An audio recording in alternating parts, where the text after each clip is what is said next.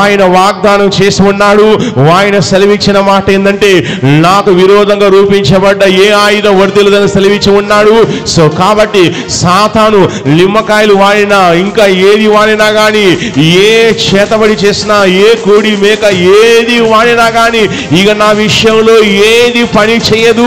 ఎందుకంటే దేవుడు ఏమైతే సెలవిచ్చి ఉన్నాడో ఆ మాట నమ్ముచున్నాను, ఆ వాగ్దానం నమ్ముచున్నానని ఎవరైతే గట్టిగా పలుకుతూ విశ్వసిస్తూ ఉంటారో, ఇక నీకు వ్యతిరేకంగా ఎంతమంది వచ్చి ఎన్ని ఆయుధాలు వాడే ప్రయత్నం చేసినా, ఎంతగా చేతబడి చేసే ప్రయత్నం చేసినా, ఎన్ని నిమ్మకాయలు ఎన్ని కోళ్ళు కోసినా కానీ వినండి, ఏది నీ విషయంలో ఇక పని చేయదు. ఎందుకంటే నీ ఆయుధాలను డిస్మాంటిల్, వాటిని పేల్చివేసే అసలైన ఆయుధాలను నీ నోటి ద్వారా రిలీజ్ చేస్తున్నావు.